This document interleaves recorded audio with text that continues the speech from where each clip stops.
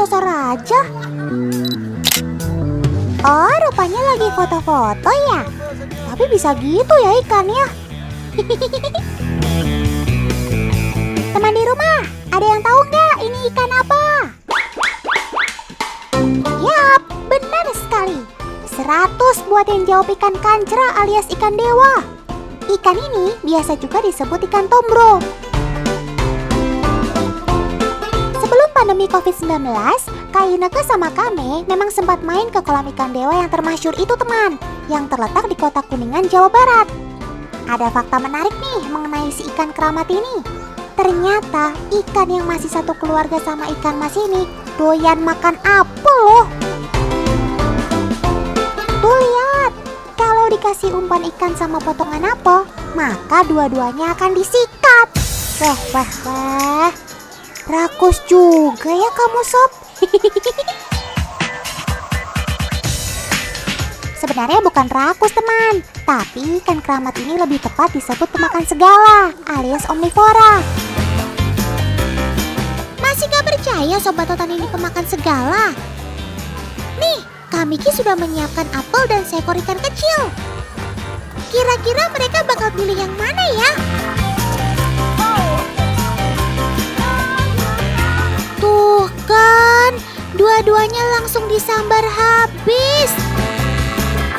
Terbukti sudah, sobat Otan yang ini memang omnivora.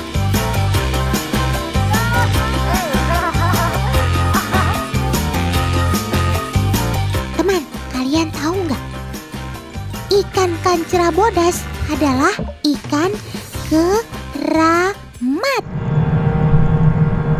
Iya, bagi siapapun yang mengambil ataupun membunuh ikan-ikan di sini, mitosnya akan mendapat musibah.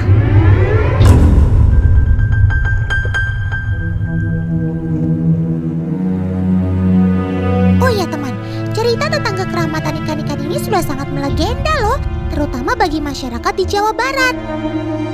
Yap, biar tahu tentang sejarahnya, mending Otan langsung tanya ke ahlinya deh. Nah, jadi memang menarik ini karena ini menjadi salah satu kekayaan folklore yang ada di Jawa Barat, yaitu untuk orang-orang Sunda ya atau etnis Sunda ya. Salah satunya itu yaitu tentang ikan dewa. Kenapa ini dikeramatkan? Karena memang kisah ikan dewa itu kisah yang seringkali dikaitkan dengan sosok yang bernama Prabu Siliwangi. Teman, dahulu kala hiduplah seorang raja yang sangat disegani bernama Prabu Siliwangi. Seluruh rakyat dan pengikutnya segan dan tunduk kepada sang raja. Namun ternyata ada beberapa pengikut yang memberontak dan menolak tunduk. Prabu Siliwangi marah dan mengutuk para pemberontak tersebut menjadi ikan dewa. Sayangnya, populasi ikan asli Indonesia ini terancam punah teman. Bahkan sudah masuk dalam daftar merah IUCN. Soalnya tidak seperti saudaranya si ikan mas. Ikan kancra ini masih sedikit yang membudidaya. Bahkan di Indonesia hanya ada 4 lokasi saja yang bisa membudidaya si ikan dewa ini.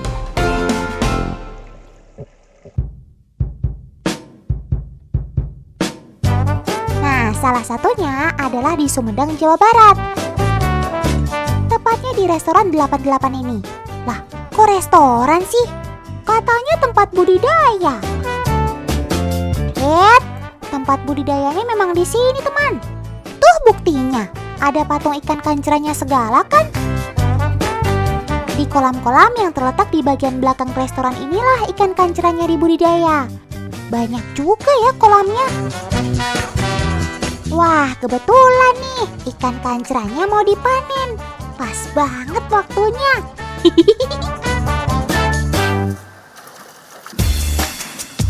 Wih, gede-gede ya ikannya.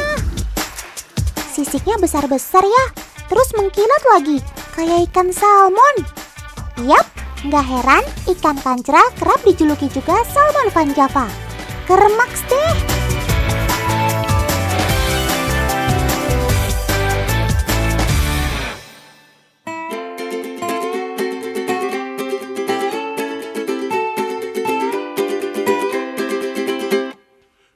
Budidaya ikan kancra sebenarnya bisnis yang sangat menggiurkan loh teman.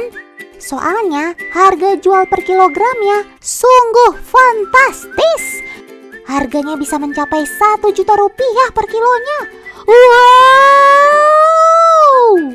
Kok mahal banget ya? Terus kalau harganya mahal, kenapa yang budidaya ikan kancra masih sedikit banget ya?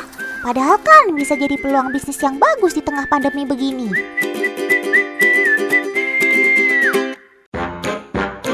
Ikan kancra harganya mahal karena konon sejak dulu ikan ini adalah makanannya para raja. Rasanya yang sangat lezat membuat hanya bangsawan kerajaanlah yang boleh mengkonsumsi ikan dewa ini. Selain itu, faktor lain yang menyebabkan ikan ini mahal ialah proses pertumbuhannya yang sangat lambat, teman. Dari anakan seperti ini hingga mencapai bobot 2 kg misalnya, dibutuhkan waktu 2 tahun. Wah. Lama juga ya. Harus banyak-banyak sabar ini mah.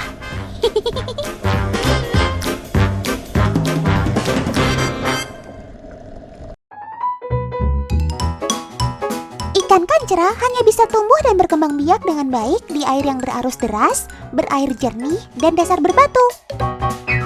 Oh iya, suhu airnya pun harus rendah alias sejuk. Dan yang juga tak kalah penting, air tersebut harus memiliki kandungan oksigen yang tinggi. Wah. Banyak banget ya syaratnya. Teman, kalian penasaran gak sih gimana sebenarnya rasa dari ikan para raja ini? Terus, apakah salmon Van Java ini rasanya seenak ikan salmon dari Eropa dan Amerika sana? Nah, biar nggak makin penasaran, kita langsung bikin aja yuk!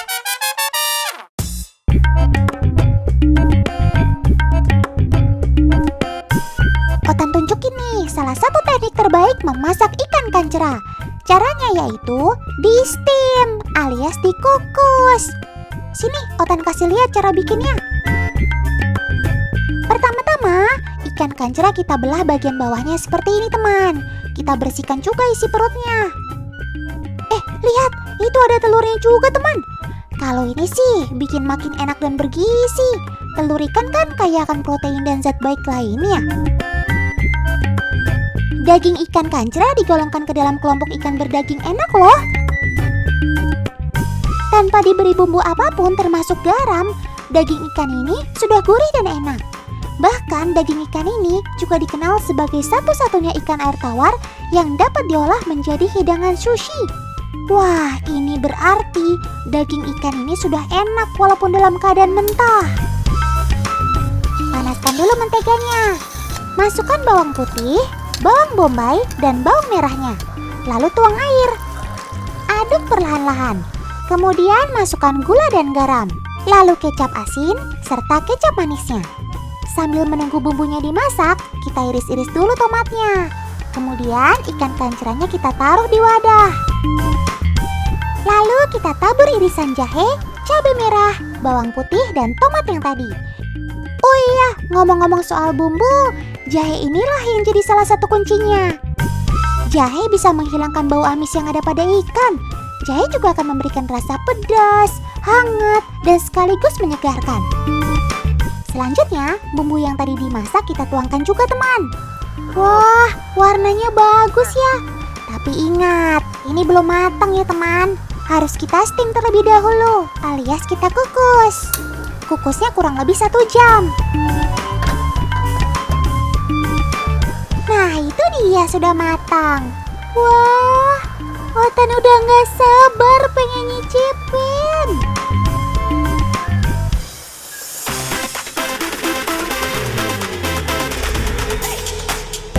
Kita langsung cobain aja yuk bareng Kak Monica. Cara mengolah ikan kancra yang paling baik memang dengan cara dikukus. Dengan cara ini, serat dagingnya akan tetap terjaga, jadi lebih nikmat menyantapnya. Teksturnya lembut banget. Sebaiknya ikan kancra jangan digoreng. Kalau digoreng, serat dagingnya bisa rusak, jadi kurang sedap kan? Oh iya, Kak Monik, gimana rasanya? Enak. Wah, betul kan dugaan Otan? Emang enak banget, gurih-gurih manis gitu. Selain itu, salmon Van Java ini juga kaya akan gizi, yaitu DHA, asam oleat, dan kandungan lemak tak jenuh di atas 50%.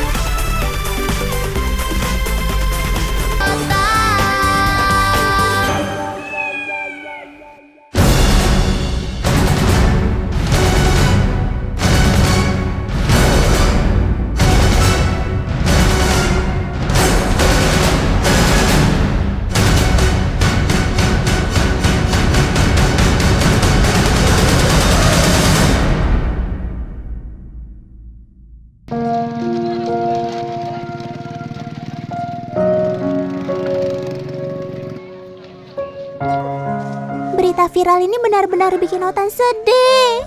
Manusia, kalian kok tega banget sih?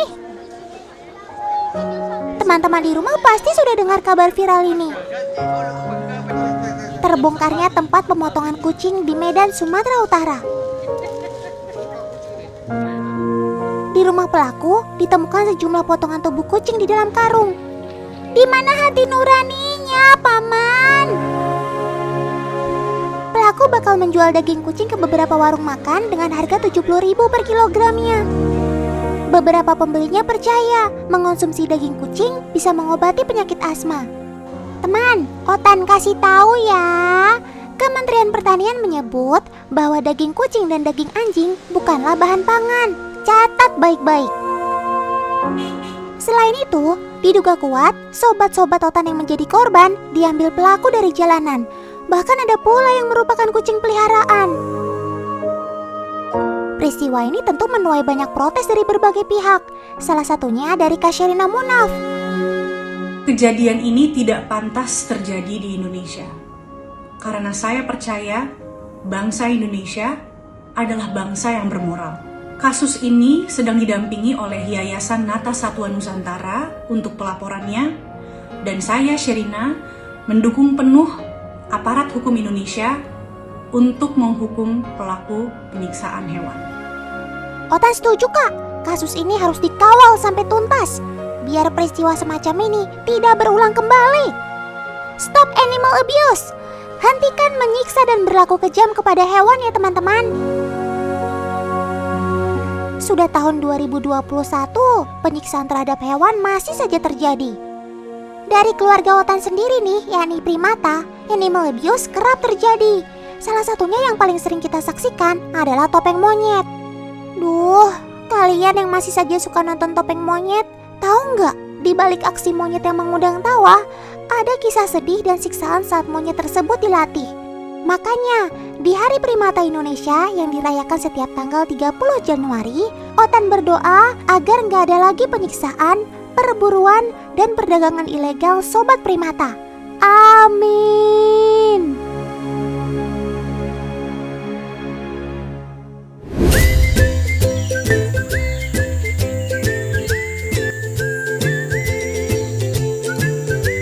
Sobat Otan yang ini namanya Kopral. Ia tinggal di sekolah hutan 2.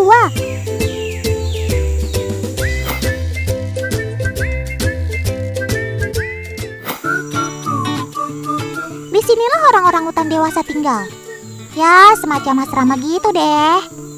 Si Kopral ini usianya sudah 13 tahun. Ia termasuk senior di sini.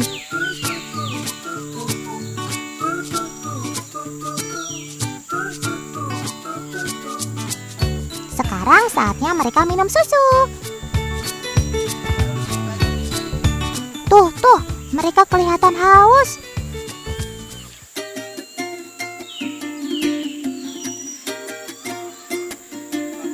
Ayo, jangan berebutan, sob. Mendingan antri deh.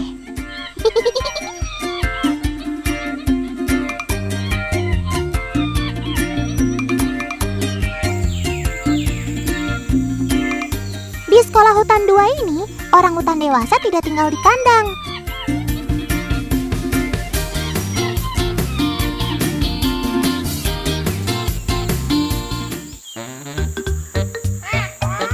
Nah, kecuali jika ada yang sakit atau kena hukuman karena kabur atau mengganggu kampung rumah warga.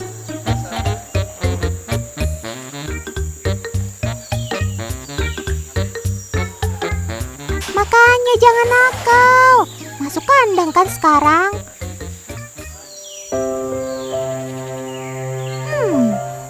rumah ternyata dari tadi memperhatikan tangannya ya. Ceritanya panjang, teman. Baiklah kalau kalian memaksa. Otan akan ceritakan bagaimana akhirnya si Kopral hingga berada di sini. Kejadian ini terjadi sekitar 10 tahun yang lalu. Kopral sendiri tidak tahu pasti kejadiannya. Saat itu ia berumur 3 tahun. Hal yang ia ingat, tiba-tiba saja Kopral sudah berada dalam sebuah mobil dengan kedua tangannya yang sudah penuh luka bakar. Rasanya sangat sakit, tapi semakin lama tangannya semakin dingin. Tiba-tiba ia sudah berada di satu tempat. Awalnya ia tidak tahu tempat apa itu. Namun kemudian baru ia tahu kalau tempat itu adalah Samboja Lestari. Mobil yang membawanya ternyata mobil taksi, dan supir taksi dibayar oleh seseorang, lalu disuruh untuk mengantar Kopral ke sini. Setelah diperiksa dokter, ternyata kedua tangan Kopral terluka cukup parah. Satu-satunya cara untuk menyelamatkannya adalah dengan mengamputasi kedua tangannya. Ya ampun Kopral, Otan jadi ikutan brebes milin nih. Sedih ceritainnya. Tapi kalau sekarang sih, si Kopral sudah tidak merasa sedih dengan kondisinya sekarang. Walaupun ia kehilangan tangan, tapi ia masih bisa beraktivitas seperti biasa.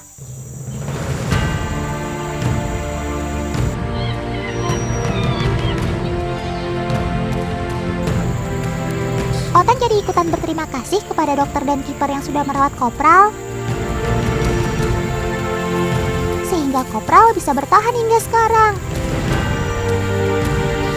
Itulah kisah si Kopral hingga ia bisa berada di tempat rehabilitasi ini.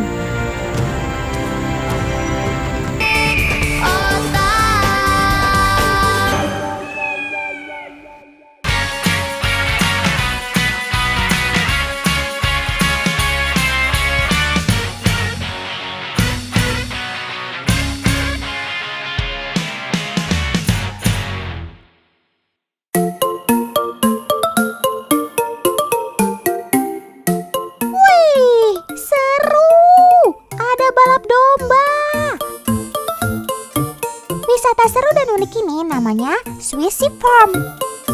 Meski lokasinya ada di Thailand, wisata ini mengusung suasana pedesaan di negara Swiss. Domba-dombanya pun asli dari Swiss loh. Domba bule dong. Tempat wisata yang dibuka tahun 2012 lalu ini punya 100 ekor domba, teman. Banyak juga ya. Weleh. Kalian merasa nyaman ya sob, digendong sama Kak Arnes dan Kak Meta? Oh iya, pengunjung yang datang bukan cuma warga Thailand, banyak juga turis mancanegaranya loh. Pengunjung bisa kasih makan rumput ke domba, bisa juga kasih minum susu. Ayo Kak Meta, kasih susu yang banyak untuk sobat Otan ini.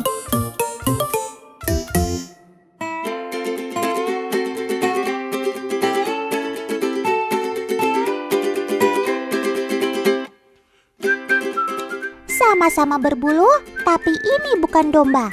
Teman-teman di rumah pasti sudah tahu nama sobat Otan ini. Yap, benar, alpaka, hewan asli pegunungan Andes di Amerika Selatan. Kalau ketemu alpaka, asiknya sih foto-foto. Soalnya gemes banget sih.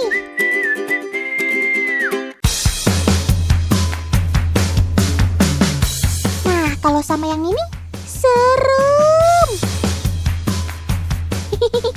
Ini bukan banteng sungguhan kok. Ini cuma replika banteng.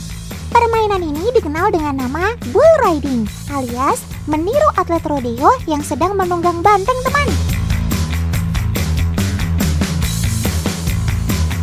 Ya, Kak Meta cuma sanggup bertahan 55 detik. Memang gak mudah, teman, karena bantengnya gak bisa diam dan nurut, terus saja bergerak. Kak Arnes berhasil menunggang banteng lebih dari 1 menit. Itu berarti